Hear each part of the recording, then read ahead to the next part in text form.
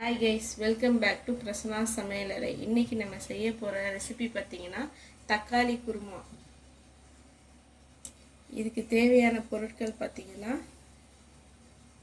பிரிஞ்சி இலை, ஏலக்காய், கடல்பாசி, சோம்பு, பட்டை, 4 கிராம்பு, உப்பு, பொட்டுக்கடலை, தேங்காய், பச்சை மிளகாய், கருவேப்பிலை, கொத்தமல்லி, வெங்காயம், பெருஞ்சீரகம், தக்காளி.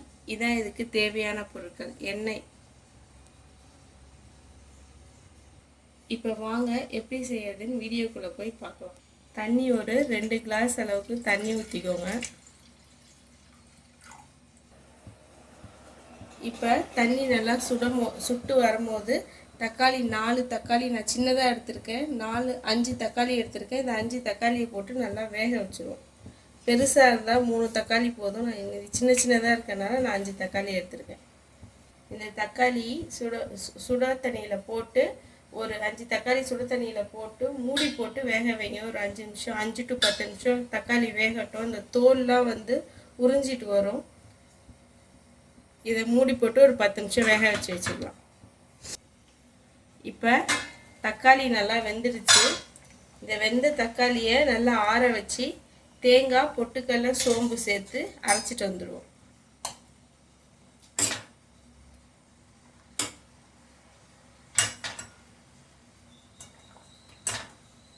இதை நல்லா ஆற வச்சுருங்க.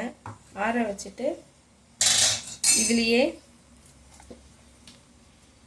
கொஞ்சம் சோம்பு, பொட்டுக்கடலை ஒரு 2 டேபிள் ஸ்பூன் பொட்டுக்கடலை எடுத்து வச்சுருக்கேன். 1/4 மூடி தேங்காய் எடுத்து வச்சுருக்கேன்.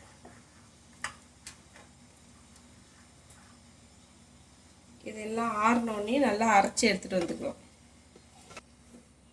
இப்போ தேங்காய், சோம்பு, தக்காளி, பொட்டுக்கடலை எல்லாத்தையும் போட்டு நல்லா கோஸாக அரைச்சிட்டு வந்தாச்சு. நான் ஃபஸ்ட்டு தேவையான பொருட்கள் சொல்லும் போது வெறும் மிளகாத்தூள், மஞ்சத்தூள், இஞ்சி பூண்டு விழுது ஆட் பண்ணலை. இப்போ தாளிக்கும் போது இதெல்லாம் தேவைப்படும், ஆட் பண்ணிக்கோங்க. இப்போ ஒரு பேன் வச்சு பேனை பற்ற வச்சுட்டு ஆயில் கொஞ்சம் ஊற்றிக்கோங்க. அப்புறம் நம்ம எடுத்து வச்சுருக்க பட்டை, கிராம்பு, ஏலக்காய், கடல்பாசி, பிரிஞ்சி இலை இது எல்லாத்தையும் போட்டு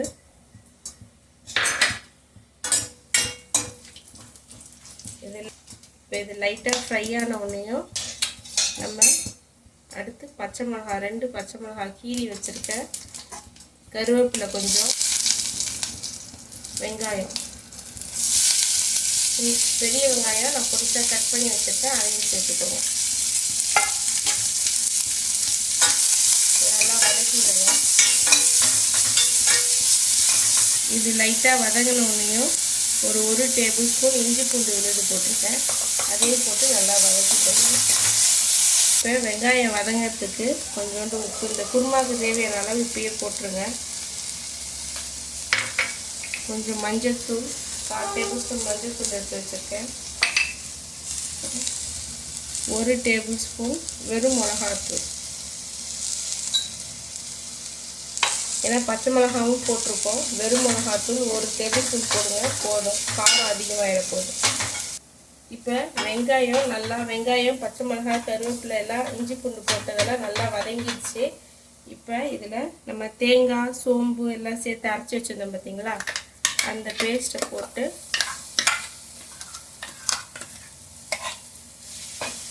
ஒரு நிமிஷம் நல்லா வதக்கிக்கோங்க. நம்ம ஸ்டார்டிங்கில் தக்காளி வேக வச்சோம் பார்த்தீங்களா, அந்த தண்ணியை வேஸ்ட் பண்ணிடாதீங்க.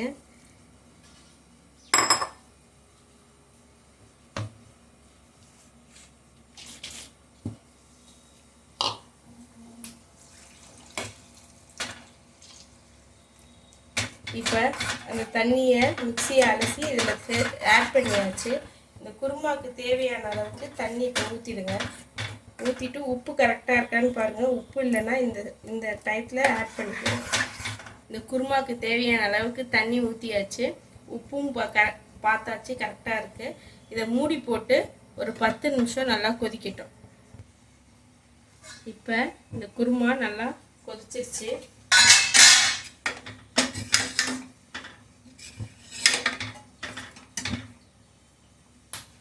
ஃபைனலாக கொத்தமல்லி இலை கொஞ்சம் நிறையா போட்டுக்கோங்க, வாசனை நல்லாயிருக்கும்.